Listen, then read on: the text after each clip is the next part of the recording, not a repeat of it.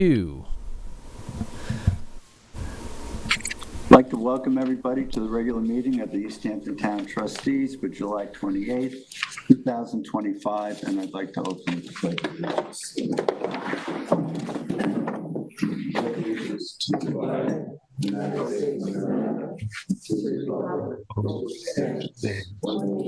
Formation under God. Thank you. Arlene, can you do roll call, please? Yes, certainly. John Lambert, Here. Francis Fox, Here. David Cataletta, Here. Steve Sultan. Here. Ben Hollinger, Here. Tim Garneau, Here. Jim Grimes, Yes. Billy Josephson. Here. And Bill Terry. Here. Thank you. Okay, thank you. Okay, before we move into public comment, I'd like to acknowledge that Chris Carrillo underwent some emergency surgery. He's recovering well, but he's going to have quite a extended recovery time. So in the meantime, Rick Whalen has agreed to fill in for him. So I'd like to read off the resolution, have you guys vote on it, if you don't mind. I just have to say that I'll be recusing myself. Okay. Okay, whereas the East Hampton Town Trustees currently employ Christopher A. Carrillo, Esquire, as counsel for the year 2025. Whereas Christopher A. Carrillo, Esquire, must take unanticipated extended medical leave. And whereas Richard E. Whalen of Whalen Filer PLLC and a former East Hampton Town trustee attorney is available and willing to serve on a temporary basis that position during said medical leave. And whereas Mr. Whalen has requested a fee of $925 per week, and whereas this fee will be paid from the East Hampton Town trustee funds, therefore be it resolved that the Board of Trustees will enter into an agreement to hire Richard E. Whalen to serve as temporary counsel until Chris A. Carrillo is prepared to return to his duties. Do I have a motion? I make a motion. Second. All in favor? Aye. Aye. Aye. Thank you. Thank you. Welcome, Rick. Yeah. Yeah, thank you. All right. Move on to public comment.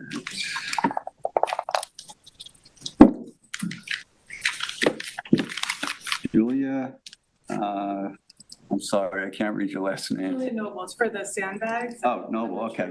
Yes. Do Now? you want to speak? Yeah. Yes. Okay. Might as well go first. Hello, I'm Julia Noble. I'm here for my mom, Susan Noble, to request the approval of the sandbags at our place at 100 Shore Road in Lazy Point.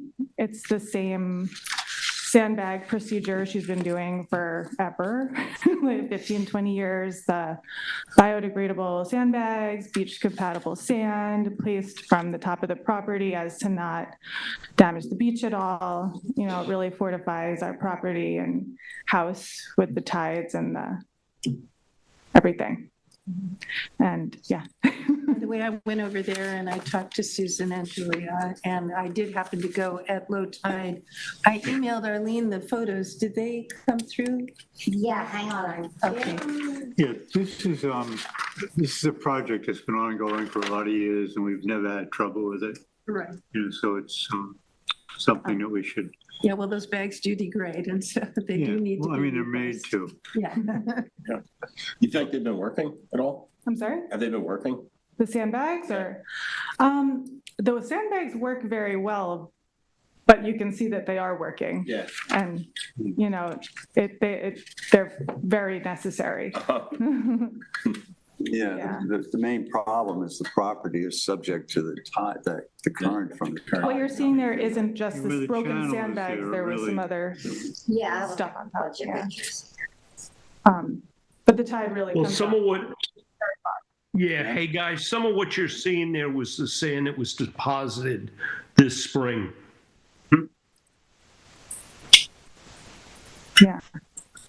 That sand deposited over some sandbags? That's what it looks like. Yes. What happened is when they did the dredging work down there at Lazy Point this past year, that area was deprived pretty badly, and we moved some of the sand, as you may recall, down to make some of this back, because what you don't see in that picture is immediately to the east of Susan Noble's property, there is a road end that had started to erode. So in coordination with Steve Lynch, we moved some of that dredged sand material down to this area. Susan, Julia, when Susan came last year, I think it was, she talked about, an annual, replacement of some failing sandbags. Is that part of what your plans are here too?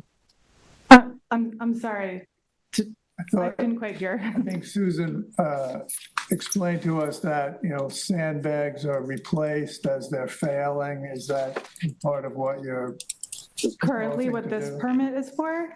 I mean, I think it is very helpful when needed to be able to replace something that is breaking. I mean, it's kind of hard in the spur of the moment to get in front of the board and ask for something more when a storm's coming in and something's happened.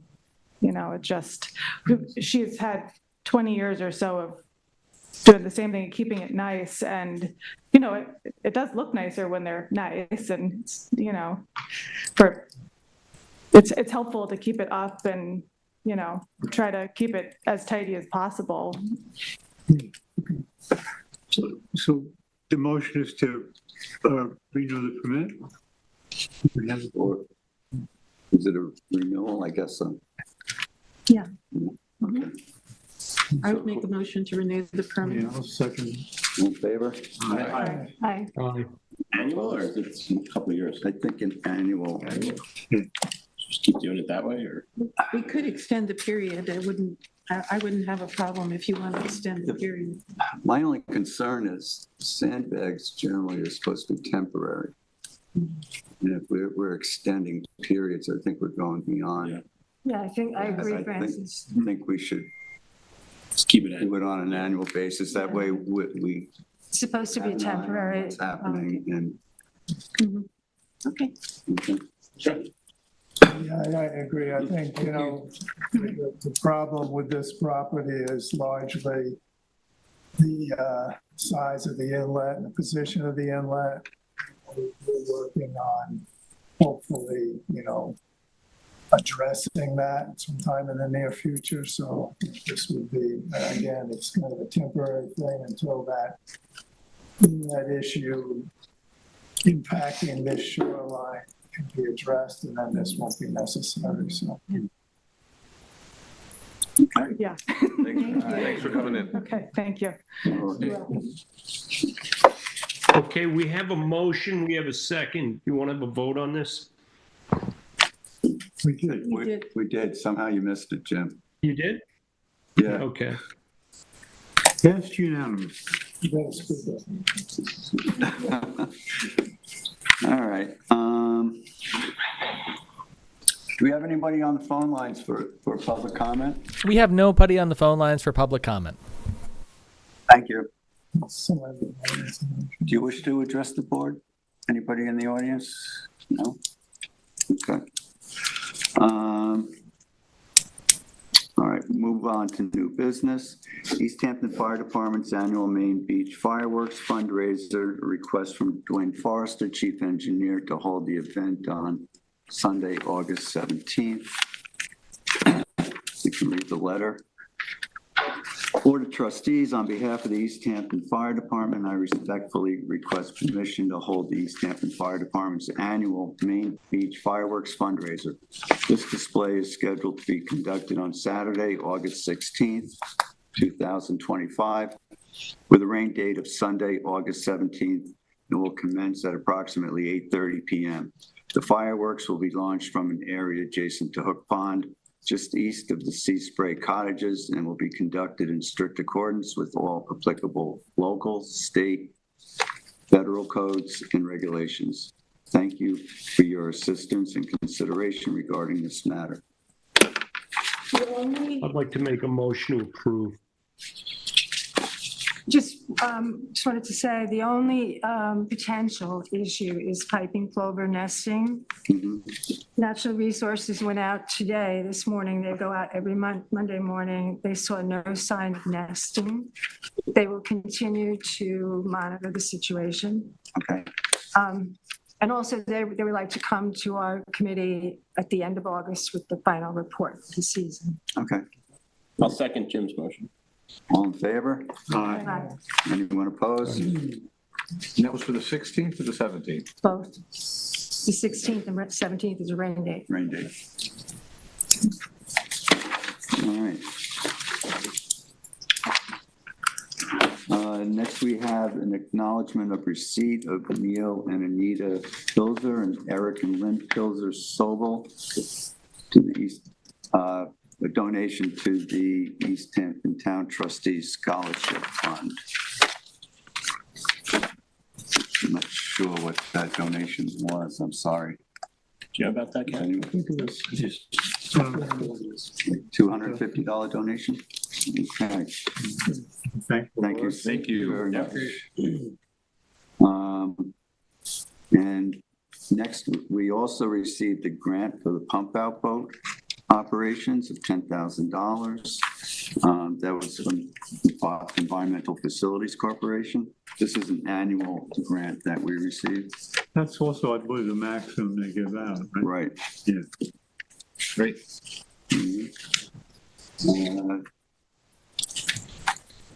Next, we'll have a conversation about the largest clam contest. All right, yeah, so October 5th, Sunday, we're gonna have our 35th, I have to check on that, our annual, so that's gonna be at the Amagansett Life Saving Station Museum. The station there, we had it for the first time last year, it was really successful, we had the largest clam contest, so we're just lining up our vendors, food, music. So mark your calendars, everybody, get ready. You said 5th, the 5th? October That's a Sunday? Sunday, yeah. Okay. So as we get closer, we'll be giving more information and details for that special event hosted by the trustees. David, do you have any plans to get out the word about the clamming the week before Yeah. in a larger way than we have in the past? Because the entries have been kind of sparse last few weeks. Yeah.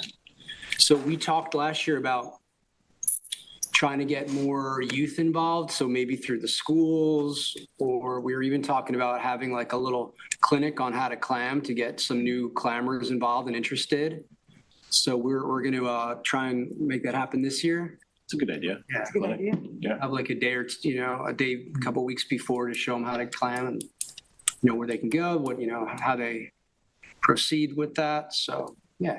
So I know Ben's on the committee, Tim's on the committee, and hopefully the rest of you can all help out, right? So we need to order. It's going to be the same thing with Everything ordered music. yet? and- Or we good with that? Talk, yeah. Okay. We got some stuff. I mean, it was a good thing last year was music. It's really a good event. Yeah, that new spot it really fits. Totally. I thought it was really fun last Hey, year. David, what time do you want to stand there? So I think it was 8 last year, 8 o'clock, starts at noon. So yeah, if you guys could be down at 8 a.m. And we'll probably do some stuff on Saturday to set up. So yeah, thanks. That's a good idea, Jim. As we get closer, I'll definitely be Yeah. giving out schedules and stuff and jobs and for everybody. Do we need more mugs? We need to order mugs again? I'll check, but I think we still have a few boxes. So I've got to take inventory for all that stuff. We'll get the, Yeah, the T-shirts and hats and everything, they sold really well last year. Yes, we need to, we'll check those. Yeah, I don't know, I think we ran out of do size. you need a budget for it at Usually this do. time? Pardon? We usually do. Yeah, we do. Let me check to see what we did last year and then I'll bring it back to the board. Sounds good. Yeah, I told Dave we need twice as many hot dogs. We do, it ran out. Dave Bukowski. Yeah. I mean, he donated them and we went through them And that fast. dish that you did, Tim, it just Mongolian immediately, beef. the Mongolian beef, totally It's sold out. legendary. Yeah, Yeah, that was good. We can do that again. we should get those big racks. We could just flip them over. Like the lines do. Yeah, Pretty good. yeah. Maybe make it a little easier. Can you get the Lions to do it? Yeah. All right. Let's go to old business. We received a draft copy of the 2024 trustee audit from Milwaukee Smith. I don't know if anybody had an opportunity to look Yeah. at it. Just got it, Just got it? Yeah, Okay. this looks great though, very in-depth. but I will read it. Okay. I just want a clarification on the leases, to the extent that that refers to the wind leases versus the Lazy Point leases. It doesn't seem to be broken out. That's my only question is on the pie chart. I mean, I just looked at it now, but just to clarify, This is Lazy Point fees on one side and leases on the other. yeah, I'm assuming Lazy Point, but I just wonder, you know, let me take a look at it here, but we would need just clarification there. Which page are you on? The Seven? Lazy Uh, Point oh, this one. fee, I see Lazy Point Okay. fees. Yeah. The wind farm is not designated as Good a point. lease. It's designated as a community benefit payment or something like, that's how they do it. Okay, That's how They it's don't all- seem to be mutually exclusive, so it's, you know. I see. we have a lease on that. Yeah, I too. think It's a lease. Because we retain rights under the lease to do emergency work and stuff down there. Mhm. It's pretty, there's definitely, Well, I mean, one thing we could ask is that they break it out if they were willing to do that. To break it out differently? Yeah, in terms of the source of the Yes. leases. the funds that come in from the town. We can designate it. Expenses. It's expensive. Well,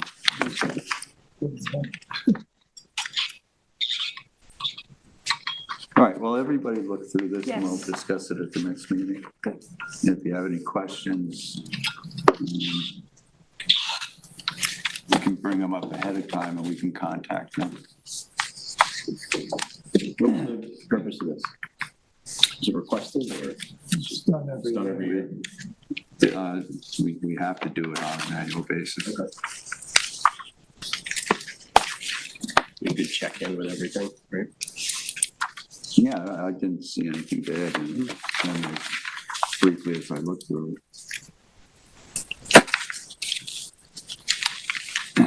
All right, it's that committee reports, Acquabonic Hog Creek, there's an otter found on Old Stone Highway, apparently a victim of a hit and run.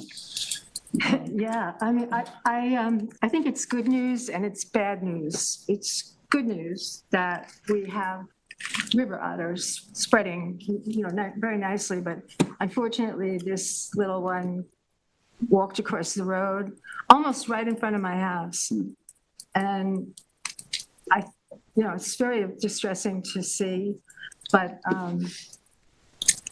just wanted to, you know, let you know that in general, these river otters should be reported to the DEC when you find a carcass. So our contact on all of this is Mike Bottini. And he's been researching the river otters since 2009. He's been mapping them using like incidental reports. So I sent him an email and he was there in like 5 minutes, helping to look for the carcass. The person who found it said that sanitation came and took it, but they actually did not. But they are the responsible parties. So I checked with sanitation. They all know the procedure to get the carcass, keep it cool. It will go to DEC. They'll try to find something out about the animal. I'm confused on that. we know where the carcass went? No, no, but he left it overnight, the finder, left it on the side of the road. He Okay. thought sanitation would come and get it. It could have been picked up by a scavenger. I think a bird or mammal ate it or something. I walked the length of the road with one of my dogs. They didn't smell anything. I couldn't smell anything. It would have smelled by then. It was gone. So Mike, so there are two relevant references here. One is the DEC guidance, which I have given, you don't have to pull it up, but I've given all these guidances to you guys. You could see it about why they want these back. And just some kind of interesting things about them, that they are very well suited for life in the water, but they're not like sea otters, which we have on the Pacific coast. Those are maritime animals. They float on their back. You have no problem identifying them. These guys, they could look like a muskrat or something when they're in the water. You don't really know. So we've seen them. I've seen them in Pussy's Pond over the past couple of years, what I think is a river otter, but I can't be 100% certain. It could be something else. Yeah, hey, hey, Patrice, if you do see a river otter, they don't swim at all like a muskrat. I know. The whole dynamic of their body movement and stuff are different. Well, my sighting and the sightings of people that I was with was ambiguous. So Mike Bettini just received a video from somebody of the otter at Pussy's Pond, so that's a positive ID, no doubt about it. Mike has been working on it for a long time.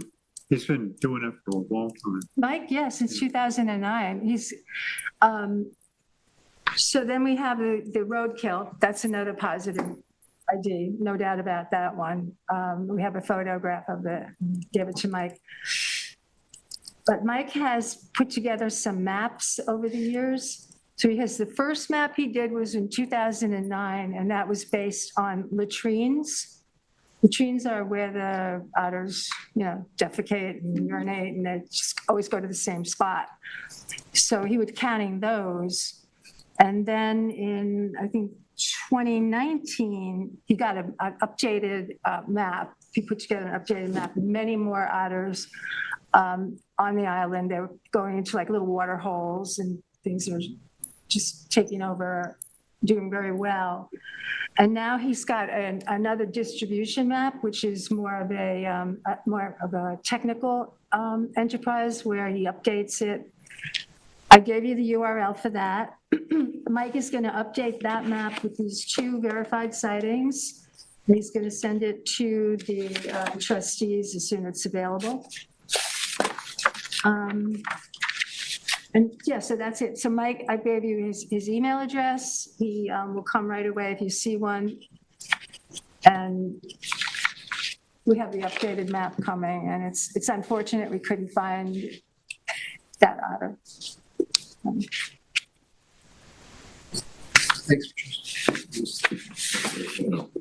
Oh yeah, so this is on the Seatuck site. This is where Mike has been working, putting all his research up there. So that's what a river otter looks like.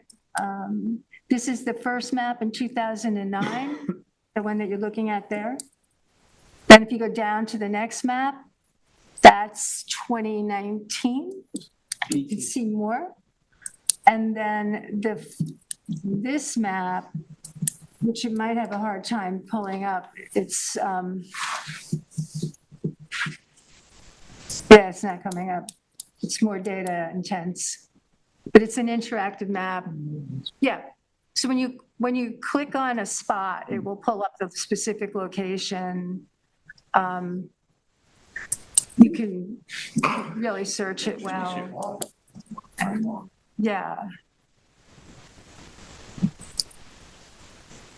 I can't read that. What does it say?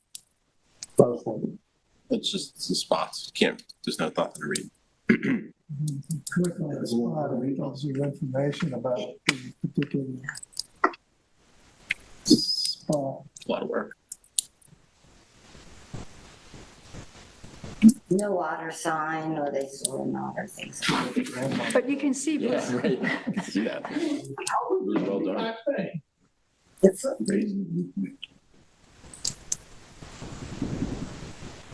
If I recall from talks I've heard, Mike give, there's evidence that some of the otters coming onto Long Island came across from Connecticut through Fisher's Island and Great Gull Island, that route. apparently they travel. I didn't realize they could they spend so much time on land as they do. Unfortunately. So, because we thought the one at Pussy's Pond would be pretty safe because he could get out to the harbor, get back in, and never have to go on the road. Yeah, Now, so Patrice, are they like mink? Like when mink finish weaning their young, they basically run them off. I don't know, they're in the weasel family. I don't know if mink are in the weasel family. They are, but the light habits of those things are, and I had gotten this from the DEC because there was a mink that got hit by Second House not a few years ago, about a dozen or so years ago.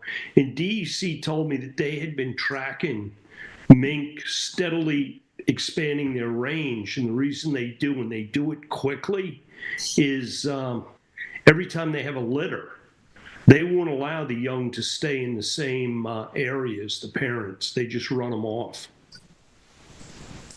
So they push them away.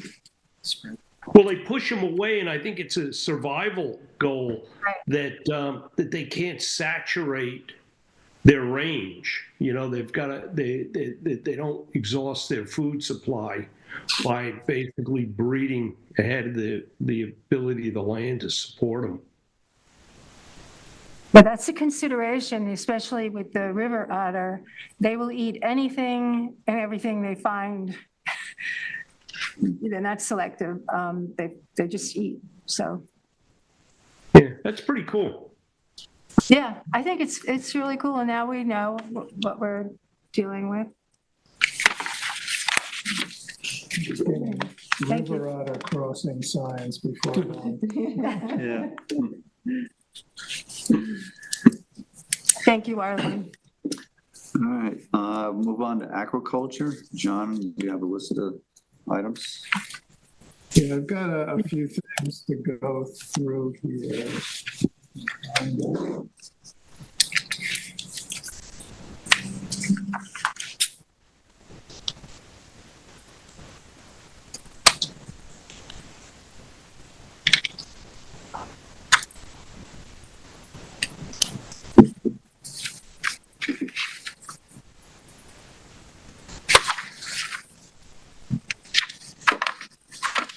Jason, how can I get to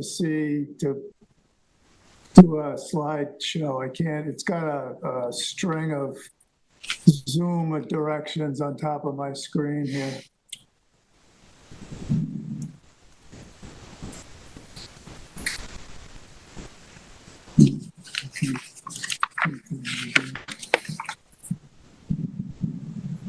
Well, John, right now you're kind of scrolling through your slides. I can do it. I got it. Yeah, it's up. All right, so this is the first order of business. This is our last mosquito larval check in Acquabonic Marsh. This shows the intensity of the hot spots. There were larvae there. There were a range of sizes, but a lot of large larvae. Some of the pools of water had, hundreds of larvae to the dip. To each dip we took in our cups. So there was spraying done. This was done on last Thursday. There was spraying done on Friday. some spots were able to be done by hand so that the helicopter didn't have to fly too close to houses. Most of these spots are somewhat away from houses, so the helicopter will really just target these spots generally. So that's the latest. So they didn't spray all those spots, they sprayed a subset of them? No, they spray all these spots, but some of them, at least one, maybe not. There were crews on the ground. They were able to do some of the spots that were close to a house by hand. So they applied it manually? Right. Because I happened to be there when they were spraying, and they came in very quickly, and they sprayed and didn't do a lot of spraying from the air. So then they probably just hit the spot and moved on. Mhm. And just to remind everybody, it's the material they drop is a pelletized combination of BPI and methotrene. It's not an aerial aerosol, so it drops directly into the affected area, and it doesn't have any overspray effects. So this is the new moon tide we did this on, and we'll be going out again in a couple of weeks for the full moon tide. It's a very dramatic difference from the way it used to be. They would take like an hour to spray. And The pellets made all the difference in the world. it's a smaller quantity. Yeah. And It's they more would, precise. they would spray the marsh from every inch of it. People were standing there and they were asking what was the helicopter doing, and I explained it to them. They were using pelletized formulation because they were concerned about going in their kayaks. And I said, it's always a concern, but it's not like the spray. What time of day was it? Early in the morning? It was about 10, I'd say. It's pretty early. All right, so that's that. And now this got a text actually from Mark Mendelman at Humo Harbor Marina that there was a bloom going on at the head of the harbor. I looked on, Thursday, I think it was. And then I looked at it on Thursday, and sure enough, there was a bloom going on. It's a sort of a pea green color.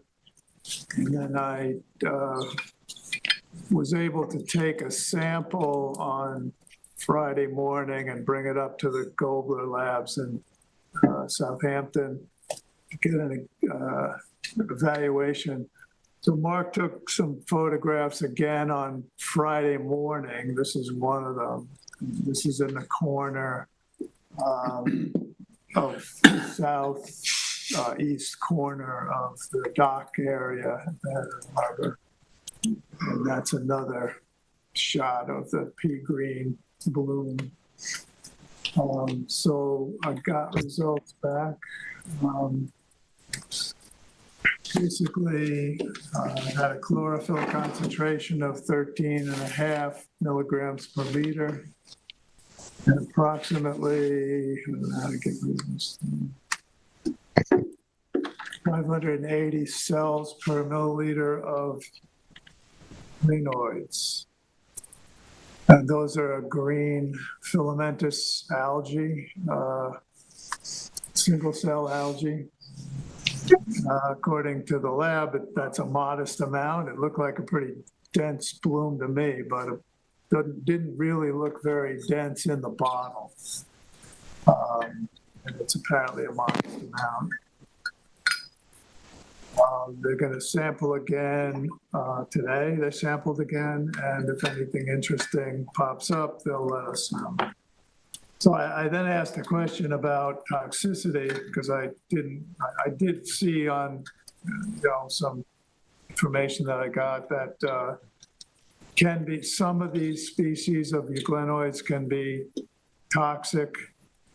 But I asked them a question about typical local blooms, and Chris Goldberg did respond that they are considered a harmful algal bloom because they produce toxins, physin, which is not a threat to public health, but has been known to cause fish kills.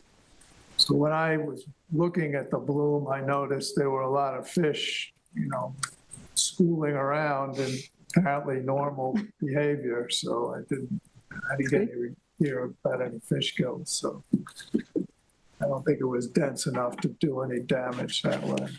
And I'm not sure if it's persisted or not. So that's that. And then we got latest numbers for the green algae in Wainscott Pond. And the numbers keep dropping every week. So why? This time last year, they spiked up into the, 600 range, I think it was. Now their latest reading was only 168 grams per liter. It's still a high, it's still a bloom, still toxic. It's not the numbers it's been in the past. So we'll see if that stays that way. What's a bad number, John? This is a bad enough number. The baseline for reporting is the green line on the bottom, 25 micrograms per liter. Wow. So anything above that is reportable. As a comparison, there's two small ponds in the Lionhead subdivision that we've also been sampling. Those when they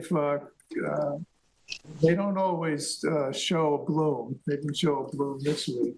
But when they have, they've shown it in about 30 to 50 to 70 micrograms per liter range. But Wainscott Pond has been sky high for years now. Wow. But as I said, this time last year, the numbers were up around 400, 500, 600. And they spiked up almost to 800, later in August. So It seems to have an extended season as compared to most of the other ponds. Yeah, he's gotten high readings as long as he's done sampling in the year. Well, Wainscott Pond has been one of the things we'll have to look at. It's probably going to need some dredging, other stuff to clean it up. It's, when you look at its history, it's been used for agricultural purposes and stuff. So look at some of those materials they get in the bottom and they keep closing blooms to keep occurring. They never break down, right? Just stay in there. I guess it will be in the towns. It will be accessible for the first time, I guess, soon, right? Well, it's accessible now, but it's sure not easy to get there. I went down there this week and put up a sign to warn people about the algae blooms, and it was not easy to get there. It's a very thick field.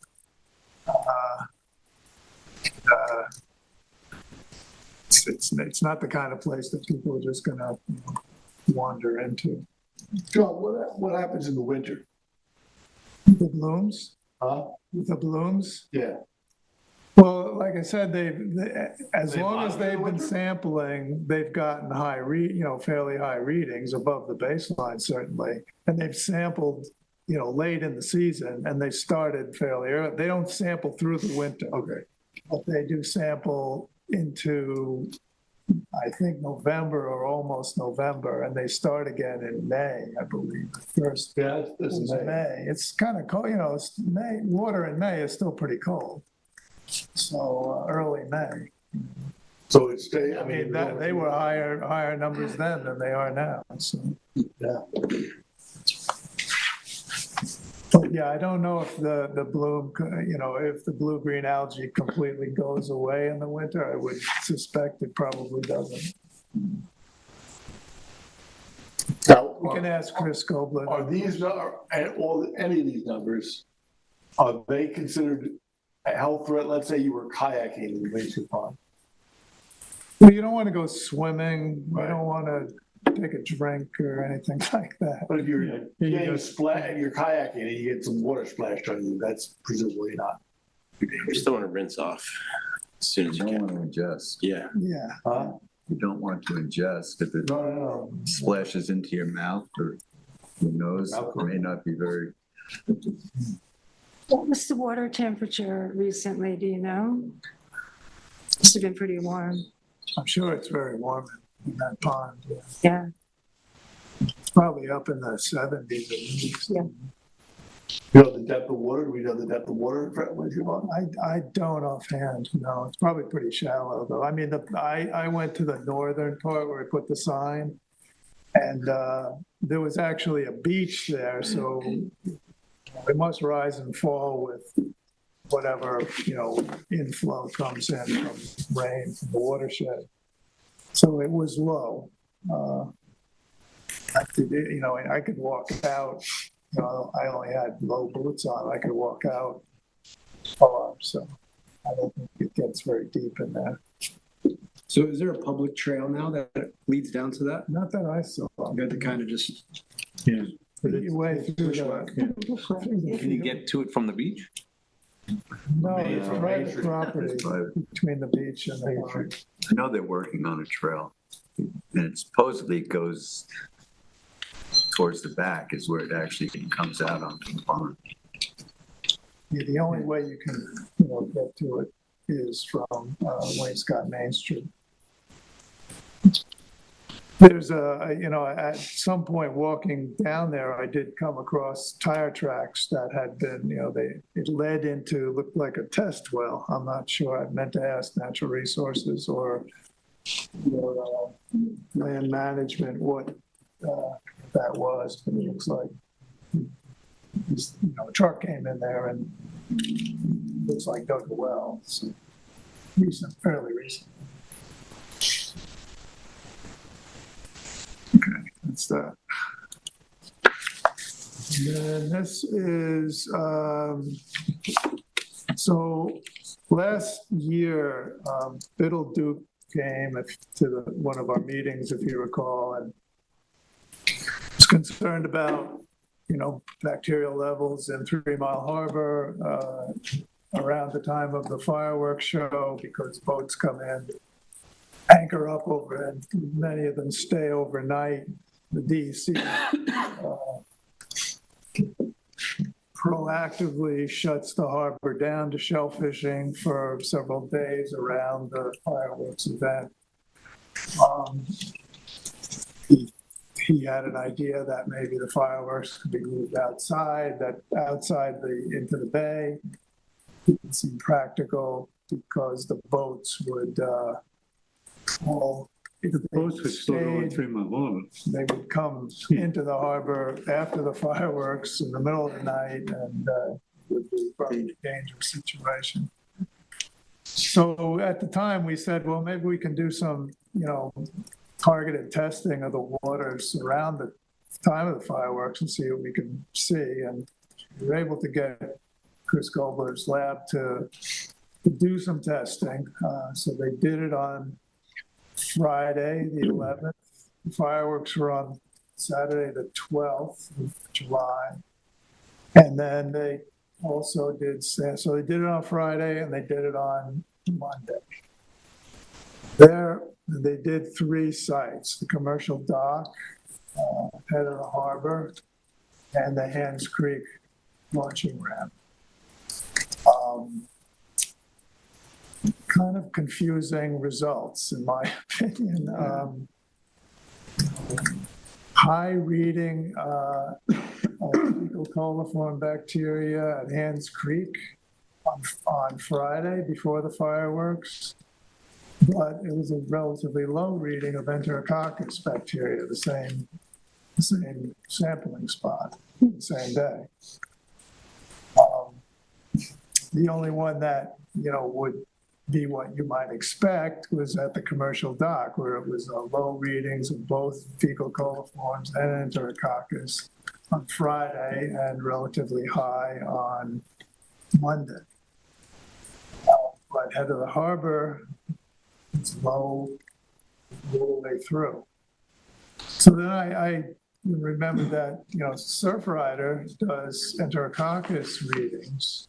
So I just looked at their data to see if they did any on the same days, and then sure enough, they did do enterococcus readings on Monday, the 14th. So I plugged in those numbers to compare. Lo and behold, at the Hands Creek boat ramp, where Chris Gobler's lab had found only 20 CFUs per 100 mLs. I'm sorry, less than 10 CFU per 100 mLs on the 14th. The Surfrider readings were 860. Wow. Now, is Surfrider having Gobler's lab do the testing, or they do their own testing? They do their own, I think. They do their own testing. I don't know if they I'd say use- they made a bad sample. Yeah. Maybe. Well, I thought I put the, let's see, did I? Historically, the DEC took fecal coliform testing before and after the fireworks years ago. I mean, every time, because they wouldn't open it up. I used to take most of the samples for them, but they wouldn't open it up until it was clear. Now they just give it a certain number. They always have a shutdown if there's a certain number of boats in an area.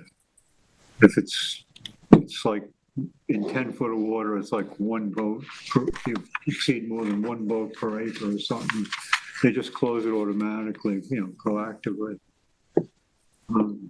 The tide information is at the top of this slide, and I kind of looked at that too. And so the samples were taken at different times. Surfrider takes their samples in the morning, between 7 and 9 in the morning. Write it down. Chris Gobler's samples were taken at a different time. So that could have been some explanation for the different readings on the 14th at Hands Creek. I believe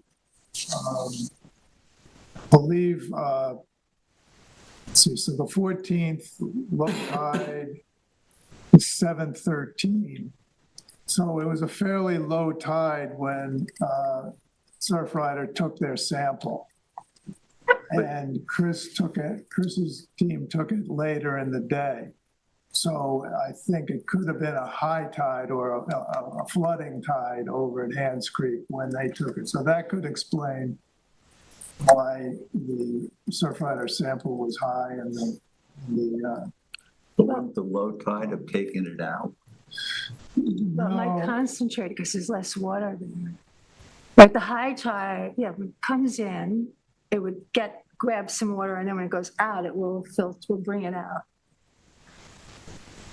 They all make sense, but flooding tide would definitely bring in bay water. I mean, I don't know. This just, who knows? But well, the boat ramp doesn't make too much sense because enterococcus is a predictor for fecal coliform. So that number on 711 is low and 711 is high. That's a little, they should be consistent. They are all around. Well, I asked about that. I said, why is the fecal coliform seem high and the enterococcus seem low on that day? And he did say that, it's a different species and it has different characteristics. I know, but they're related. So, it's a predictor. Enterococcus is something you look for to see if there's fecal matter in your water. That was my confusion. That's part I of know. my confusion. The other confusing thing is their methodology for sampling. I've sampled for Surfrider and we used a plastic bag and we would just, if our hand touched it, you could contaminate it. I don't know what Chris Gobler does, if he has more precision in his methods. Yeah, I don't know. I'm only familiar with the DEC's protocols. Right. They're pretty strict. Those all sterilized bottles, and protocols, so they're, very, One of the problems I have with some of these sampling techniques is that I believe most of these are done sort of walking into the water Yes, from shore. yes. I think it's an awful lot of things can show up along the shore that can skew results on the high side. Yeah, we would walk 3 to 4 feet out Yeah. with our boots on, I mean, even the DC sampling, I once got a whole bunch of data from the DC to look at Accabonac Harbor, and I was looking through it, and I noticed one sample, which was right in the inlet, was like sky high. And, these things happen. I mean, it could have taken a sample and there could have been, seagulls dropped in right above it 3 minutes earlier, I mean, when you do the samples, they want you to look for like any animal activity in the area and stuff like that, but it's, you can get wildly variable results, just from like a seagull. The other thing I would like to see is their water temperature measurements. When they took these samples, they should be about the same. Because you always, like at least when I did Surf Rider, we had our thermometer and we submitted our sample with the water temperature. It's good. It's a good control. If you want to drill down into it, I don't know if you do, but it's kind of perplexing. I think you almost have to take it like every hour and then take an average would be maybe more accurate. The way DC does it is they average it over Time. Oh, okay. So and they take these large averages and compare them to one another, and that filters out all the highs and lows, the odd occurrences. And it also depends on heavy rain. Yeah. Yep. Generally, weather conditions. sends all the numbers high. That's. They have all that. They have, they keep rainfall data also. It's all. And the DC only samples on an outgoing tide, only within certain hours of the outgoing. You have to wait. You got to say it's a half an hour or an hour after the high tide. You're supposed to do the sample. Yeah, it does. Yeah. And I don't think either Stony Brook or Surfrider did that. pays attention to the tides. Like Surfrider said, they sample between 7 and 9 every morning, every Monday morning. So. Regardless of the time. The DEC data is available. I mean, they used to just send it to you, but now you have to file a Freedom of Information Act with You could call them up and. the state. Oh, you can't just look it up? Yeah, they'll send you a whole, I mean, they have it and it's available, but Yeah, I don't think it's on the internet or anything like that. So, Real time. do we know when the fireworks happened? Like what time? 9:30. Okay, 9:30. So this was an interesting experiment because we have an intervention. We have this thing that happened. We know what happened before and we know what happened after. And they're a little confounding right now because I think we didn't control what they were measuring and how they were measuring closely enough. Well, now we know we can say we'd like it to be on this tide and or we can do it ourselves. We may have to do that ourselves. I would do it. That may be tricky because you have to get these things to the lab within a certain amount of time for them to start to run the test.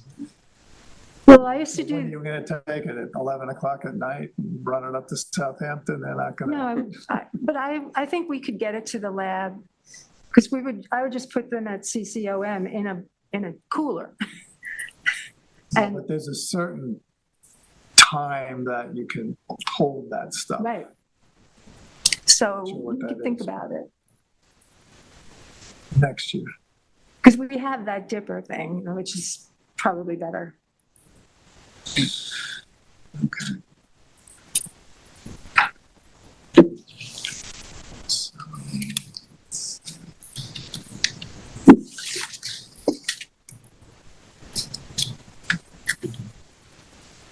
So the next thing is, and the last thing actually is, we got a notice, we talked about this a couple of meetings ago, maybe last meeting. Suffolk County Agricultural Lease Program. It's the, 5 years ago was the 10-year review of the program. And now this is 5 years later, and then there's a 5-year review of the 10-year review. So they asked us, they asked a lot of people if they had any, input. We felt as though, as a board, the cultivation areas, which are in the lime green, and the actual lease areas, which are the little squares in East Hampton, are satisfactory at this point to the trustees. So this notice we got incorporated into this map, I guess input they've had.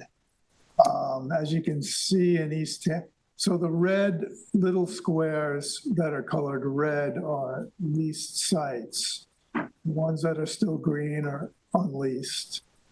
There's orange color, none of which are in East Hampton waters, that are pending being leased.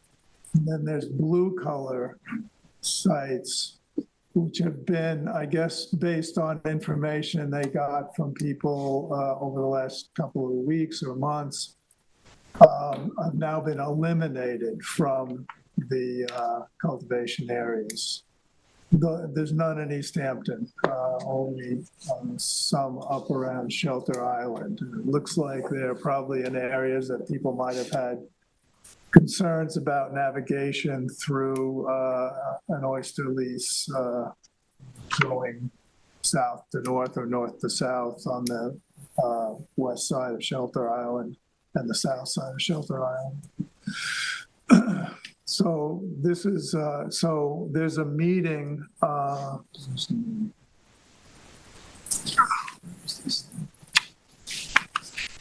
a meeting on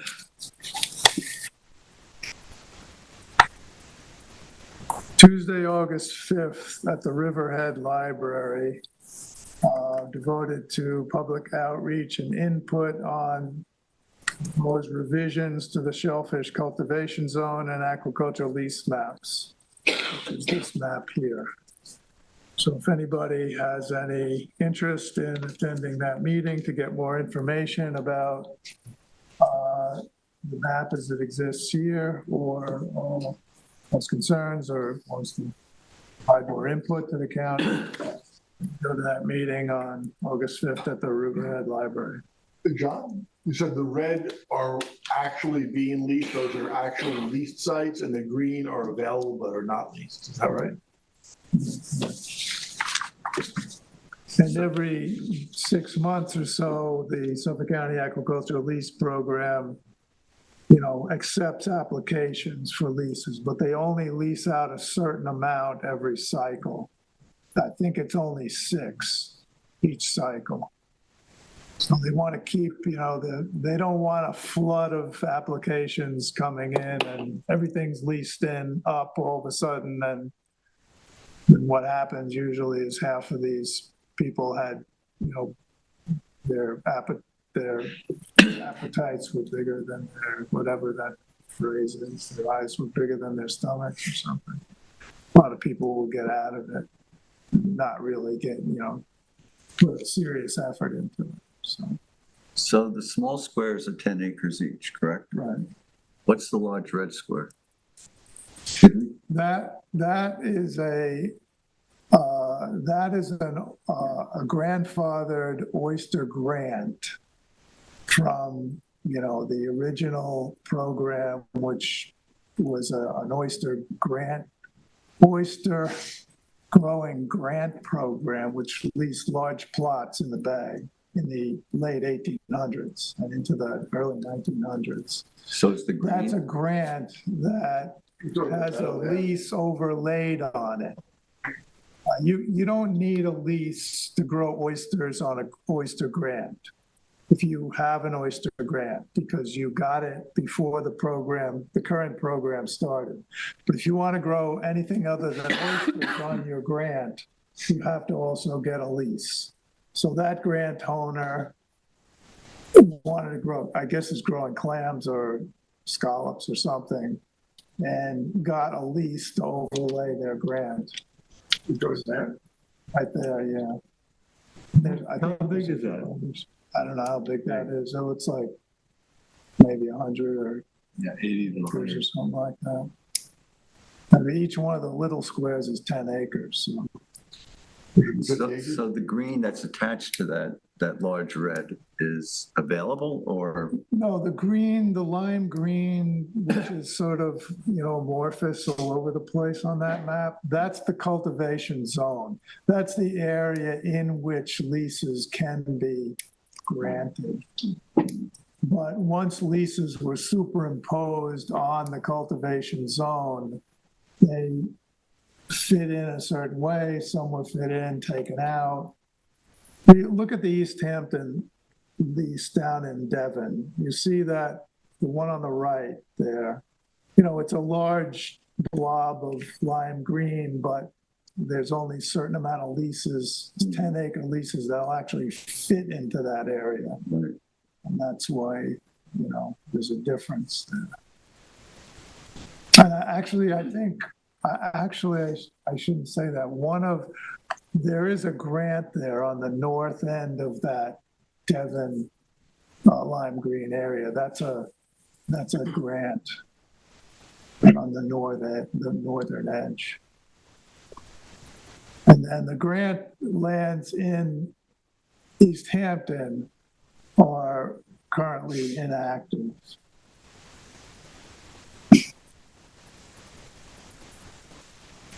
So that's that. Okay, well, great. So you're done, right? Thanks, John. Yeah, thank you. It's a lot.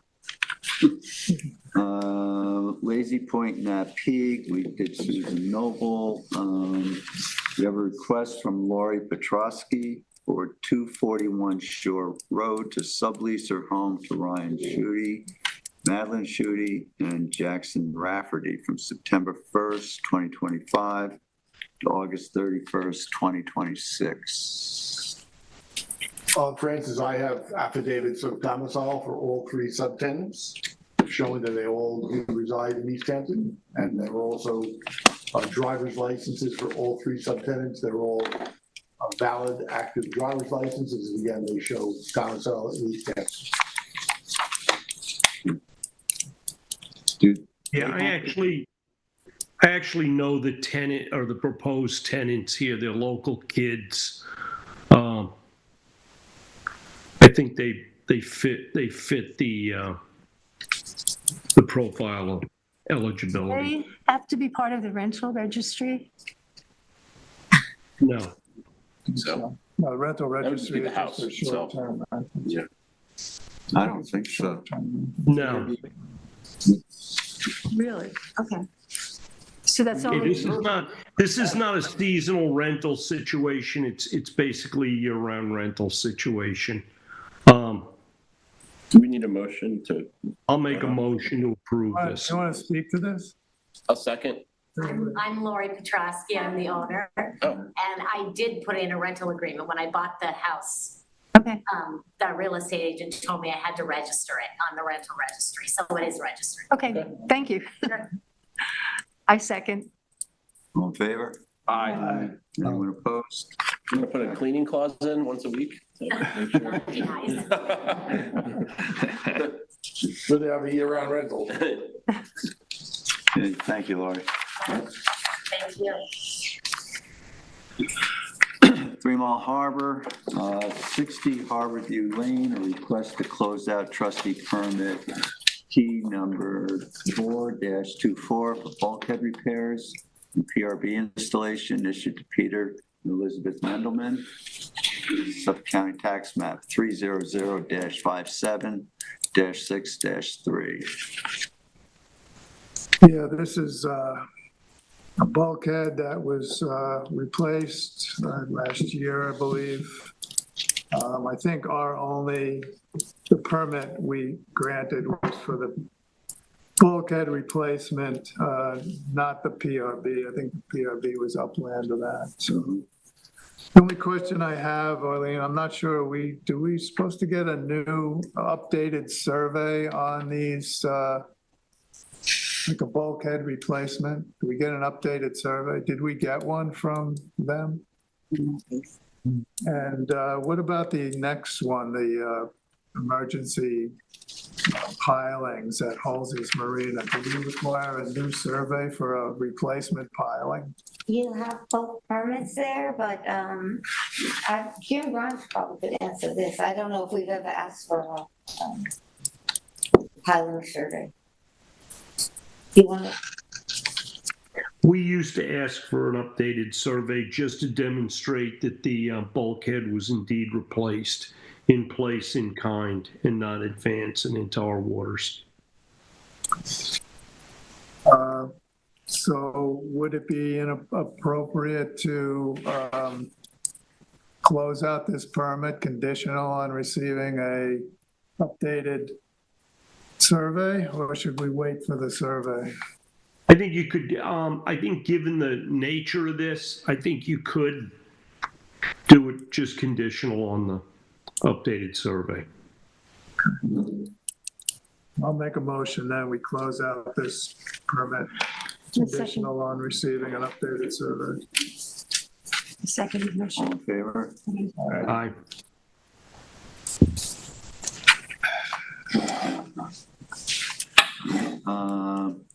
In Halsey's Marina, we didn't exactly address this, but request to close out trustee permit T number 7-24 issued to Halsey's Marina Incorporated, care of Peter Mendelman, 73 3 Mile Harbor, Hog Creek Road, Suffolk County Tax Map 300-93-1-6.1 for emergency piling replacement. Yeah, that's the one he sent a letter about that. Right. I gave him permission to do it, and he's just reporting it's done. I don't think the survey would change if he Was replaced this in it in the kind? same spot. Yeah. Well, how have we handled this in the past? Do you recall, Jim, on an emergency? Well, I think, yeah, honestly, guys, this is pretty straightforward, and that all you have to do is go back to the record, see how many pilings they had in, and check it to what's there now. This isn't something that I think requires an updated survey. This just more or less requires somebody to get in there and just do a quick count on pilings. Or ask one of the Mendelmans to walk you through it. So we'll table that one. Okay. We should table that one until someone makes a visit. Okay. All right, tabled. 40 Hedges Bank Drive, add language to cover letter to permit regarding staircases to the beach. Well, this is just something I thought should be added to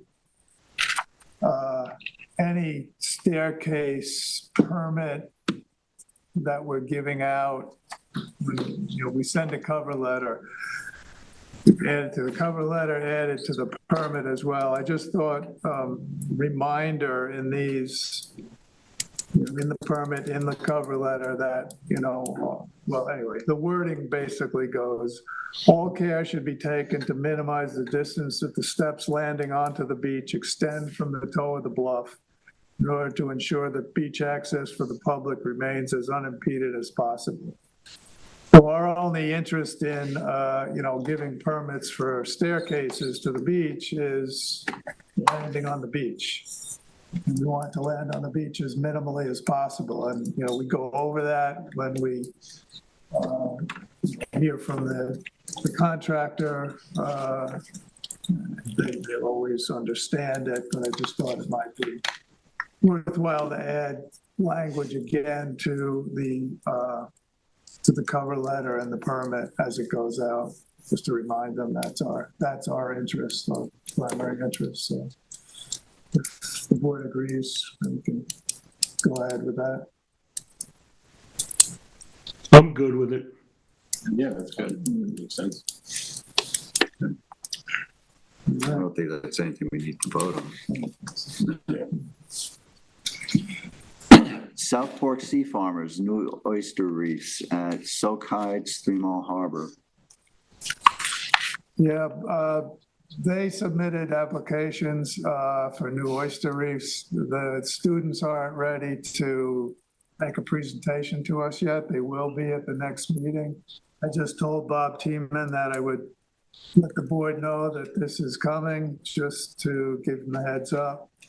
They want 2 oyster reefs down in Soak Heights, along the shore of that preserved area where you access it by the corner of Springy Banks Road and that road that comes up from Daymark's Deli there.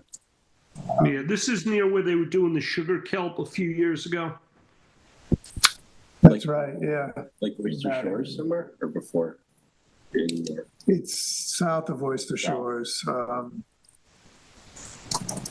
Sort of opposite, East Hampton Marina, Briggs Marina. Okay. Oh, okay. On the other shore. Yeah. So there's not, it's a preserved area, supposedly a hard bottom there. They want to do 2 oyster reefs right next to each other. They put one in recently near there, right at the end of that. It's at the end of Boatyard Lane. It's on the other So side. it's right kind of across. Across the, Kind of near that picture of the algae bloom they took, sort of. No, that's in the boat basin okay. itself. This is around the corner, down by, south Yeah. of the Oyster Shores. So Sea Fire, they're busy operation. Doing a lot. Yeah, Bob Tiemann. Yeah. Is there a PRB near there? Near Soak Heights? I don't think so, but there might be I think one. it's on the other side by the trailer park there, Patrice. Oh, that one, yeah. Yeah. You're right, yeah, that's right. Yeah, it's a PRB that's sort of upland a little bit. Right. So it will be somewhat close to the PRB or? Well, it's sort of Not really. across the actual Soak Heights, the area that leads up to the drain or to the Right. stream, Hey, guys, why don't we just let this go and let them do their presentation at the next meeting? Yeah, I just said it was going to give them a heads up, give you a heads up that this is on its way. All right.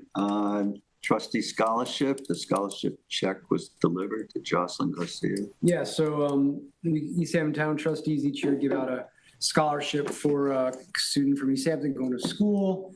And Jocelyn Garcia was actually really involved with South Fork Sea Farmers and their, sustainable oyster reefs. So she had a big hand in that. So anyway, she's going to George Washington University in the fall, and she's doing biology. So she's hopefully going to be back and be a trustee one day. Yeah. Yeah. So, all right. That's.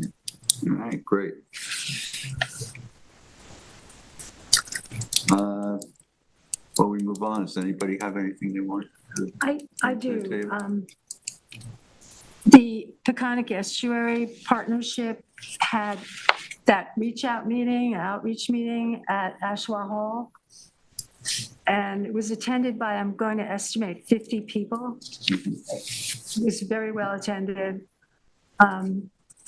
They have a questionnaire. It's a 1, 2, 3, 4, 5, 6 questions they'd like answered about what the Peconic Estuary means to you and what kind of projects you'd like to see them work on. You can access the survey by this. I can also send you the URL to it if you want to put anything into it. I'll send you all this questionnaire if you want. I mean, it's just so that for your awareness more than anything else. Yes, send us the link. No, thank you.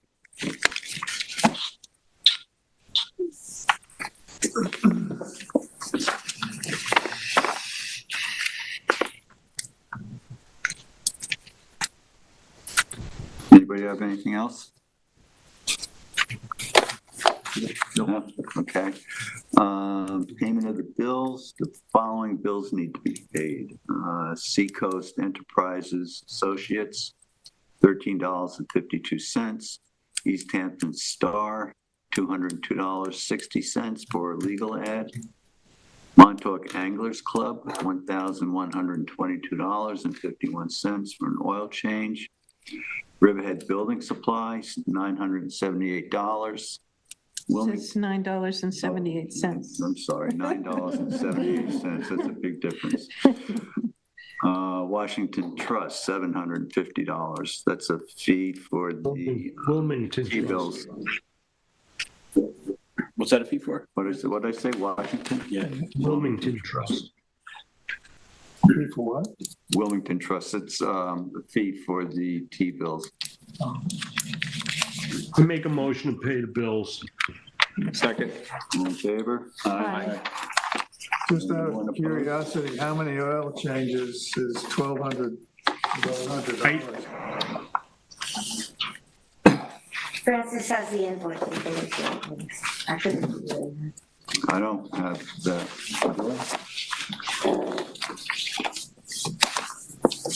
You could probably find it in the financials. Yeah. Hey, Arlene, could you tomorrow give Doug a call? He'll be able to explain that. Okay, thank you. It's a 100-hour service. It's more More than an oil change, yeah.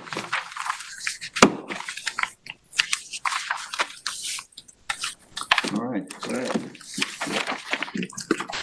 Motion to close. Second. All in favor? Aye. Thanks, everybody. Okay, thank you, everybody. All right, good night, guys.